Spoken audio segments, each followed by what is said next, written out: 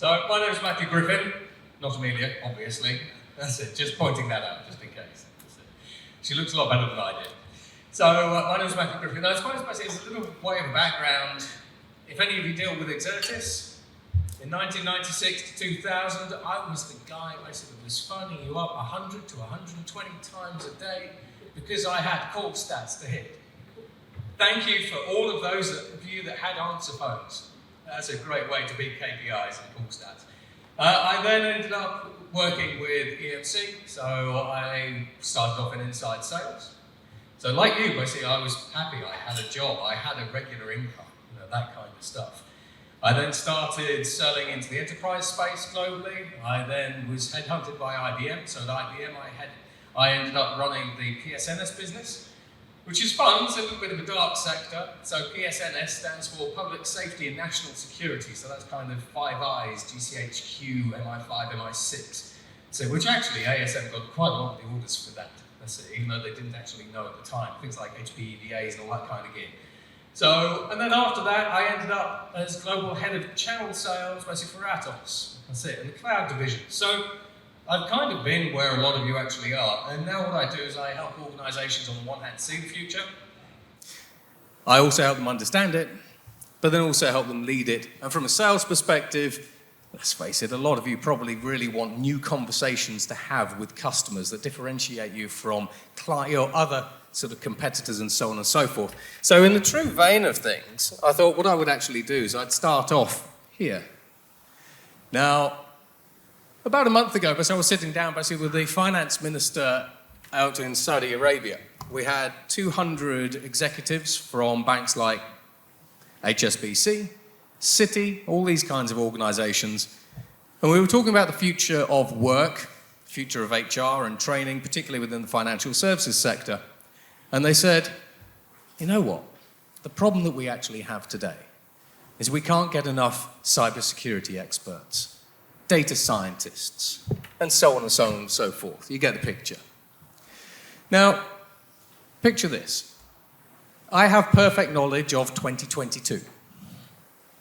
I travel back in time to the 1970s and 1980s, and I say to the world's leaders at the time, I say, I know with 100% certainty that banks like HSBC and Citigroup and all these basically are going to be gagging for data scientists and cybersecurity engineers and analysts and everything else.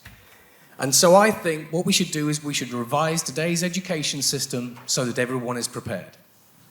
The first question I would have got would be, well, okay, what is a cybersecurity expert? And I say, well, cybersecurity expert helps secure digital things, basically across this thing called the internet, and so on and so forth, like a digital policeman.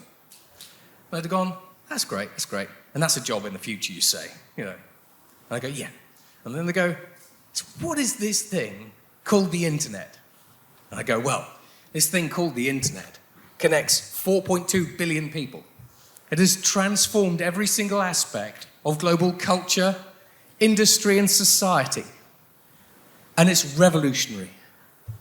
At what point do you think they would, A, have changed the education system, or B, kicked me out the door? So today we are building schools, we are changing the UK education system so that now in the future we won't have those conversations. And we're teaching over 120,000 children about the future, and we're teaching bosses about the future as well so that they will be prepared. Now on this particular slide, when we actually have a look, technologies are exponential. So I work with organizations like Samsung. Now if you step back far enough in time, Kodak would have been on stage, and this guy from Kodak would have said, I've invented this thing, it's called the digital camera. It's about the size of one of these boxes down here. And he took that to the bosses of Kodak and said, I think in the future people will be taking digital pictures, not film-based pictures. Do you know what they told him? You're stupid. Get out of town, find yourself another job. Goodbye. Door's over there, don't let it hit you on the ass on the way out, right? So anyway, fast forward about 20 years, we have this. In 2019, Samsung developed a 48 megapixel CMOS system. They now have a 200 megapixel one, by the way. University of Harvard, then created a meta-lens. A meta-lens is an atom-scale digital sensor that is flat, it doesn't have any lenses, hence the name, and it can take high-resolution pictures as good as your existing smartphone camera, but it's tiny. Then we have this thing, and now you might be wondering what this thing is. It's 1 megapixel today, and if I took this into the bosses of Samsung and said, hey, this thing is the future, they go, hey, okay, let's talk, because they kind of understand the future. This is a photonic sensor. How many of you want to take photos around corners? I won't ask why. This camera, which is already being used by the US military, lets you take photos around corners. If you think that we don't live in science fiction times, we already do. Integrated circuits, the same thing. We keep getting told basically that Moore's law is dying. You can't really go below 3 nanometers on a silicon chip. Now, on the one hand, we're switching to quantum computers, neuromorphic computers. We also have DNA computers and biological computers coming through. We have liquid and chemical computers coming through as well. If you want to see a DNA computer in action, go up to and talk to Ross King at the University of Manchester. He has a DNA computer, and in half a test tube, you can pack more computing power than everything on the planet. So we go from silicon to carbon nanotube and a whole variety of new types of computing technologies. How many of you are even selling or having conversations to your customers basically about quantum computers? And then we end up with this. From a nanometer perspective, we have photonic and quantum computers where the transistor size is literally 0. I'm not talking like it's like 0 with lots of zeros and then a 1. It is 0. These new computers that we have coming through today, like quantum computers can perform a calculation that would take a traditional supercomputer 3.6 billion years and do it in 2 minutes. You can look that up. And then, of course, storage. One of my old favorites, I used to probably phone up lots of you if you're sort of from CDW, basically, or Kelway, basically, and all those kinds of things. I used to phone you up and say, hello, do you want to buy an HP EVA? That's it. Do you want to buy basically an EMC Clarion? So we have hard drives. We're moving from hard drives basically to flash. We're already selling those for tier 0, tier 1 storage and everything else. But what about using DNA storage from Microsoft's Azure cloud? So today, we can store over 0.5 exabyte of information on 1 gram of DNA because we've done it. But this DNA isn't 4 base pair DNA, it's 11 base pair DNA. And Microsoft, in the next couple of years, want to be able to provide DNA storage as a service from the Azure cloud. So when we talk about the future of work, these are all jobs. Selling these. We're already living in sci-fi times, but are you prepared? Now, of course, bearing in mind I'm supposed to be here talking about the future of work. If you love your job, then it's not work. So if you love your job, you can leave and you can come back later because I don't need to tell you about the future of work because you're not working in the first place. Now, this was by Confucius, an entrepreneur. Lots of entrepreneurs love their jobs.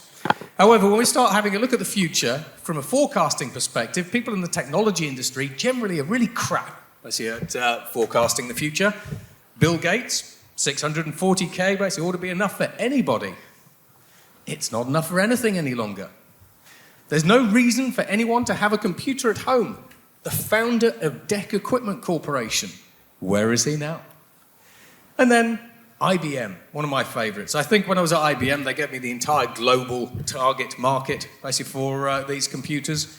Maybe there's a world market for 5 computers, right? Thomas Watson. So all of these different things, basically, when we look at this, McKinsey, we think there's a market for 5 million smartphones. People in the technology industry are really, really crap, basically, when it comes to trying to predict the future. Then we have politicians, who knew? In the year 2000, we will work 14 hours a week. Aren't politicians fantastic? Now, we've got to say, politicians, while we can laugh and joke about them behind their backs, and even to their faces, it turns out they do know some things. Now, today, 66% of people don't like their jobs. 64% of people aren't engaged in their jobs, with a third of CEOs saying people's engagement does not matter to the success of our company. So stop working for them, for a start. Now, when it comes to predicting the future, it actually turns out that politicians are absolutely superb. In fact, we are now really working 11.9 hours a week. If you look at all the surveys and everything else, surveys like those from Gallup and the OECD say that every day we are productive for about 2 hours. Now that's a target I want to try and hit. That's it, as an entrepreneur. Which means that we're actually productive for about 12 hours a week. And global productivity, despite all of these new technologies that we have, digital, artificial intelligence, RPA, if you're selling that, anyone in the room, cloud, all these kinds of different things. Global productivity is stuck at 2% growth, and it has been for decades. It's called the economist's problem because they don't quite understand why. With all these new technologies, we're all hyper-connected, etc., we can collaborate and work in new ways. So what's happened to productivity? In the UK, I don't know if any of your organisations are actually participating in this or whether you're just doing this as a volunteer maybe. It'd be fun. We have a 4-day week trial. Over 3,000 Brits are now starting a 4-day week to see whether or not it's productive. Now, this was actually in the BBC, and the BBC said, it's amazing. What we're going to be doing is we're going to be paying people 100% of their wage for 80% of the work. So it shows that people from the BBC didn't go to maths class when they were younger, because if I'm a boss, I'm paying you 100% of your wage for 100% of your work, but I want you to do that work in 4 days. Now, in Iceland, they've actually found that employee productivity increases by 30% when you have a 4-day work week, which is quite interesting, which is why the UK, we're replicating the study. Now, you can't talk about the future of work without talking about business models. And I know it's one of the most exciting things to talk about. It is. You know, when we go to sleep, we think, I've got to know what the latest business model is. Now, when we have a look at the gig economy, because the future of work is what you're going to work on, how you're going to work. Businesses are who you're going to work for. So 36% of millennials work for the gig economy. They actually have multiple jobs. In fact, quite a lot of millennials now do not just have one job. They're working all kinds of different things. They're hustling. Increasingly, we're working for algorithmic organizations. Now, this is where, for example, artificial intelligence basically is actually understanding the kind of person that the company needs to hire. So it goes out, it finds the talent. We then use platforms like HireVue to interview you at a biometric level. We can tell whether or not you're lying. AI does the hiring. AI also does the firing. Now, both Amazon and Uber were a little bit naughty because they got taken to court because their artificial intelligences are not only monitoring workers, and we can monitor workers using all of the devices and gizmos and gadgets that we actually have. So, for example, while I'm walking around on stage, my watch can be telling my healthcare provider, basically, I'm walking around. So I'm actually reducing my insurance premium right now, which is really good. But my boss, if I had a boss, basically would know that I'm here, not over there, and probably figure out that I'm actually doing something. In Amazon's case, artificial intelligence via the CCTV cameras can see whether you are working safely. If you're picking up pallets basically with your back, they can also tell what your productivity is like. So in Amazon's case, the AIs are managing workers in the warehouses and fired them. So Amazon got taken to court. In Uber's case, underperforming drivers, based on the review system, were automatically fired. So who are you working for? Are you working for a human boss or an artificial intelligence boss? Then we have artificial intelligence boards over in Hong Kong. And what I mean by this is there are investment organizations in Hong Kong where if the artificial intelligence doesn't agree with the chairman of the board, they don't invest in the companies. So we're working increasingly for algorithms, not for people. That was true at IBM. That's a privacy conversation, maybe for later. Then we have company as a protocol. So company as a protocol basically is where there are no bosses. You all have an equal say in the future of that organization. Jack Dorsey wanted to turn Twitter into a company as a protocol, so he created Blue Sky. Now, these are holacratic organizations where if I say, I think we should all do this, you all get a vote. All of you, on the blockchain, all that kind of stuff. New kind of decentralized governance. Then we have fully autonomous organizations. These are out of Hong Kong again, and also Wall Street, where, to quote the founders of these companies, the artificial intelligences are running, operating, and scaling these businesses, and if the humans die, these things keep running. So we have fully autonomous organizations already here. If you think about Uber, it's a transactional system. I stand here, the system knows basically where I'm standing because it's got GPS on my phone, it knows the cab is over there, it sends the cab, I pay using my digital wallet or whatever it happens to be, I get out the car, done. Why do you need humans in the loop for that? Amazon and Uber are also prime examples of transactional companies that are capable of being fully automated. And in Amazon's case, they're doing it. Different conversation. So when we actually talk about the future of work itself, you can work anywhere. You've always been able to work anywhere. For about the past 20 years, you could have been working for a beach if the bosses allowed it. Now, post-pandemic, most CFOs are talking about letting you work 2 days out of the office, 3 days in. Now, this sounds great. Now, Amelia sort of mentioned basically that when we talk about flexible working, most people want to work for an organization that offers flexible working. One of my customers is Adidas. Adidas have the best culture of any company in Europe.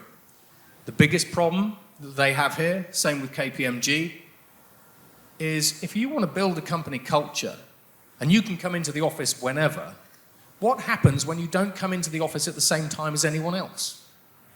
How do you build company culture in that case? So with both Adidas and KPMG, they are sort of thinking, well, hang on, do we now say you have to be in the office 2 days a week all at the same time? In which case, that's not flexible working, in which case people don't work for them because they're not offering flexible working. So we kind of have a culture problem. Or you can work from the middle of the ocean. You can have a team meeting in the middle of the ocean, thanks to organizations like Starlink, where we have space-based internet systems that can deliver 4 and 5G anywhere on Earth. We can also work anywhere. These are subtle differences, but they're important. So I wrote a book a little while ago on the future of trends and all that kind of stuff. And just for a laugh, I wrote my book in virtual reality. So I wrote it in space. And actually it was sort of interesting. The book got written. This is it here, sort of, virtual workspaces and everything else. It was an interesting experience. If you've not actually worked in virtual reality, I'd actually suggest you try it. Now, in the case of Stanford University, for example, Stanford are going slightly weird, because if I want to improve your productivity, how many of you got 2 hands today? Okay, it's about, that's a pathetic attempt, really. That's about, 20% of you got 2 hands? How many of you got 2 hands? Most of you still. Okay, right. Now, Stanford think that one of the ways we can improve your productivity is by giving you a 3rd hand. And actually, by giving you a 3rd hand, in virtual reality, it increased work productivity by 20%. So when we talk about working in virtual reality, there are no laws in virtual reality. We can do whatever the heck we like. So this is sort of where things get weird. In addition to that, when we start talking about working remotely, sound please. We can do surgeries while I'm here and the patient is in Delhi. Our hypothesis is that if we implement remote robotics in its full capacity, we will change the lives for hundreds of thousands of patients in the US and millions around the world. Using technologies like 5G networks and robotic systems to provide cardiac care at a distance and be able to do telestenting has the potential to change the landscape of medicine. 5G technology really opens up the possibility to do these over longer distances with minimal delays in signal and transmitting greater amounts of data. Being able to reach a patient hundreds of miles away to deliver the care they need when they need it is one of the most disruptive things happening in the medical industry. What we can do when you're having conversations with your clients about what laptops they buy, what thin clients they buy, what virtual machines they install on those systems and everything else, how many of you are having exploratory conversations and saying, okay, so you are a surgeon based in London. Let's talk about how you can use 5G and robotics and different client technologies to do brain surgery on someone in Delhi. We've done that. What about heart surgery in China? So this is why I make the distinction of you can work anywhere. You can work in virtual reality. You can work in London while delivering some of the most advanced healthcare services on the planet to people remotely. Technology lets us decentralize every kind of service in new ways, even surgery. So if you think basically that people can just work anywhere because they're in finance or sales or whatever it happens to be, these new technologies can decentralize all jobs everywhere. And then when we start having a look at the new devices and gadgets that will be coming through, so we've got ones from Panasonic, these are from HTC, we've got Meta coming out with these. If you want to access the metaverse or you want to work in virtual reality, you put on a pair of glasses. If you have an EMG ring, you don't need the Oculus Quest controllers because these EMG rings pick up your muscle movements. So if I do this or if I type, it knows. So in the future, in about a year and a half's time, these are coming out, they're already available.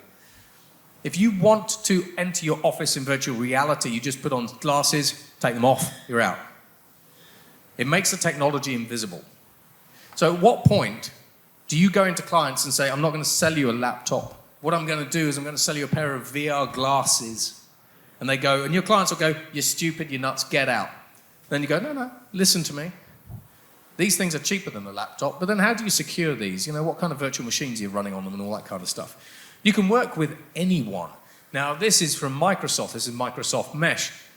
But one of the problems that we have with culture is if you're using, say, some of these collaboration platforms or using teleconferencing, I'm here, someone is in Australia, it's not kind of exactly the same vibe or same vibe. However, if we use immersive technologies, things like HoloLens, we can digitize physical presence. So I can be on stage here, and it can look like the person who's in Australia is on stage with me here, obviously if I'm wearing the right tech. So the ability to digitize physical presence so that it appears that someone is actually working next to you starts resolving some of the culture issues that we see.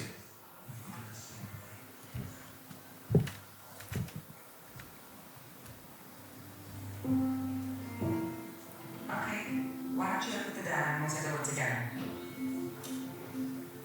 Hey, Margaret, what you got for me? To find those who share our views and offer different perspectives. So what's that? Look over here. Challenge us with new ways of seeing. Deepen our understanding. And enrich our lives. So what do you control? What's it?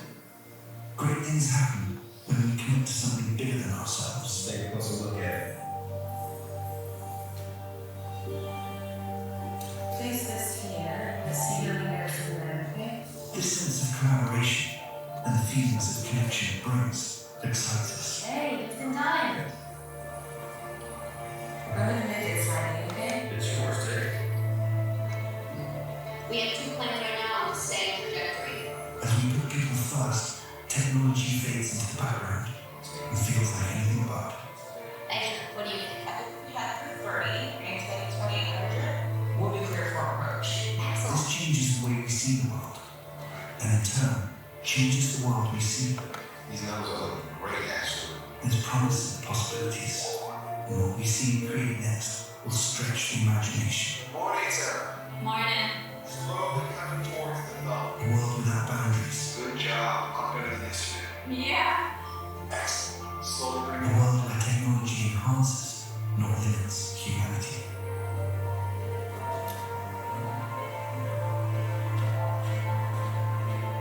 With people front, center, and on the spotlight. The future is here, and here can be anywhere. Introducing Microsoft Mesh. Now, from an opportunity perspective, That digitizes physical presence. From a system integrator, reseller perspective, retailer perspective, think of the services drag. Digital twins, behavioral computing, artificial intelligence, robotic process automation, digitization, microservices, let alone anything else. These new technologies, but if you take them into your clients, they enable you to have new differentiated conversations with those clients that others aren't having. But the services drag is staggering. And in addition to that, how many of you are actually taking technologies like these into clients and saying, let's just run a proof of concept, very small experiment, let's see what we can get going. These are already here. We're already working in new ways. And then we can work with anything. Now, when we talk about working with anything, increasingly we're talking about working with artificial intelligence as our kind of teammate and co-pilot. Now, when we start talking about things like automation, when you have a look at McKinsey, when you have a look at University of Oxford, typically they say 50% of all jobs can either be fully automated or partially automated. But there are different kinds of automated. There is automated, where I automate processes and tasks like RPA. That reduces your company's cost and risk profile. There is autonomous. Now, when we look at autonomous, these are artificial intelligences that take in huge amounts of data and then go, right, based on this data, I'm making this decision. Whether it is a self-driving car, whether it's an investment decision, as we see in quantitative traders, whether it is a strategy decision by, say, the board. But autonomous systems are different to automated systems. And then we have augmented. The news will typically talk about the top one and say you're all going to be replaced by AI. But when we start talking about augmenting people, when we start talking about augmenting workers with artificial intelligence and other technologies like augmented reality, virtual reality, and so on and so forth, you get a lot of benefits. Okay. Sound again? I'll start that one again. This is Anna. She works for me. Talking about by digital humans like myself with our conversational artificial intelligence, state-of-the-art high-def rendering, and neural networks for brains. So Anna basically is one of my employees. She's not human, she's a digital human. She has a neural network brain. That's it. If you want to go and have a conversation with her and everything else, basically she can respond to you using conversational artificial intelligence. Now, Anna basically and her buddies like Cora from companies like Soul Machines are already taking inquiries at companies like NatWest, Daimler, Mercedes, all these other organizations. They are doing loans, basically they're doing payments, mortgages, travel. Basically she's doing all kinds of different things. Cora can even sell you a Mercedes car. So when we start talking about that you're going to be working alongside artificial intelligence, this is artificial intelligence with a neural network brain and a face. But this also brings us to something we call the Centaur principle. So bringing this back, Garry Kasparov, the chess grandmaster, was beaten by an artificial intelligence. He was a world expert in chess. There was the Go champion in South Korea. He was smashed by artificial intelligence. Now, when the press went back to these guys and said, okay, you were the world experts, you were replaced and beaten by artificial intelligence comprehensively, that must really suck. And both guys basically said, yeah. All that we did is we trained all of our lives to become the world best in the thing that we do. And artificial intelligence absolutely took us to town. Wasn't even a race. The interesting thing for me basically is the press went back about 6 months later and said, okay, so I'm guessing you're still bummed out basically about being beaten by AI. And Sundu Ling, basically who is the Go champion, said, no, actually. And they went, well, what do you mean no? He said, well, move 37. I said, well, what do you mean move 37? He said, the artificial intelligence basically made a move number 37, that everybody thought was so stupid it had gone off the rails. As it turned out, that was the most brilliant move of the game. So what artificial intelligence did in both cases is it taught both of these world champions new ways to play, new strategies, which then mean that when you start tag teaming humans, bear in mind we are creative and a bit messy and all that sort of stuff, with the logic of artificial intelligence that's really good at mining data, coming up with patterns and answers and analysis and all that sort of stuff, you come up with this. It's called the Centaur principle. This is where, when we combine your skills with the skills of an artificial intelligence, you become superhuman. Now, how many of you have got a smartphone? Okay, the people with 2 arms have got smartphones. That's great. Have you really thought about the fact that the only thing that Google does is give you access to all of the world's information within 2 seconds? We've democratized access to information. These things democratize access to skills. Now, we've already got 2 brains in our pockets. When we start collaborating with artificial intelligence, where you talk to your phone and say, I'm a sales guy, but I say, I've got to make my sales quota, I'm 50% away. These AIs, like Einstein from Salesforce, will say, well, okay, I know what you're selling, I know context, I know what you're selling, I know what your target is, I know what your accounts are. So what I've done is I've actually had a look at all the big data out there. I've seen the CEO of Walmart tweeting that he likes public cloud. So I think you should phone him. However, before you phone him, I put a script together because I looked at his Facebook profile and I know that he really loves chihuahuas. And he's got one basically called Pinky. And he takes Pinky basically to the hair salon with him every single time he goes. Basically, so maybe you should have a conversation with him about chihuahuas. Okay? So this is where human plus artificial intelligence means superhuman. And we have things like this. But this is behavioral computing. I have a question for you. Sure. How are you different than artificial intelligence? I share some elements with artificial intelligence, but there are key differences. I'm working to help people think better and make more informed decisions. Cognitive computing is about augmenting human intelligence, not replacing it. So you're not trying to think for me? No. What's your favorite color? I have no idea. Favorite food? No. Do I prefer cats or dogs? Cats? Wrong. No. Trick question, Watson. But when you start putting behavioral computing layers, conversational layers over technology, it lets you talk to digital twins. You can talk to power and wind turbines, basically say, what's up with you? And the turbines come back and go, you changed my operating parameters, basically, now I think you should do this to get me back on track. However, when we start talking about the risks, Amelia talked about risks. When we start collaborating with artificial intelligences, odd things can happen. It's good to see that in the future, I can tell you now, Jeff Bezos and Elon Musk do actually set their differences aside. They get together and they get a little bit cozy.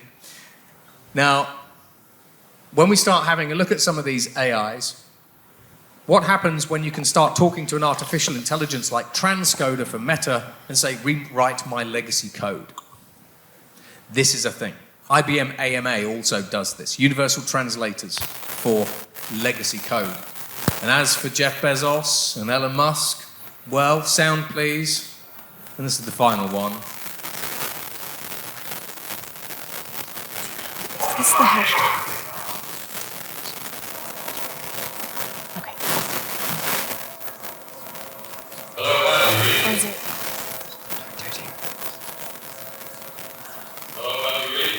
You've got to be careful when you're working with AI. It's over. Okay.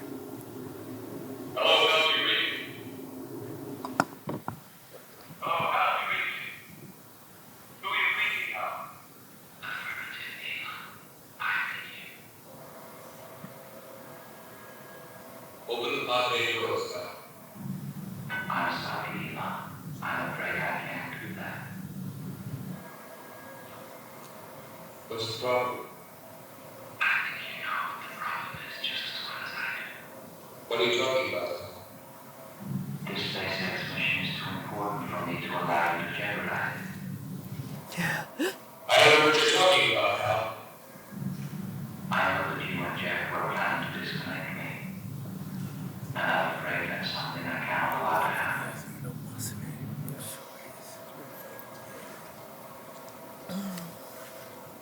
Where the hell did you get that idea, pal?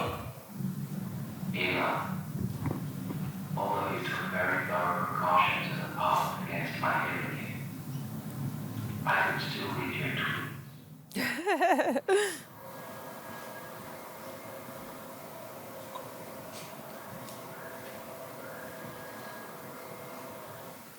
And that would get us on to the future of synthetic content. Bear in mind that the content industry employs 235 million people, is worth $6 trillion, basically, and that's actually also under threat.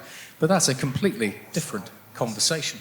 So thank you very much. I hope you enjoyed the jaunt through the future of work. I hope it showed you some new things. And remember, if you are working with artificial intelligence, don't get locked in space with it.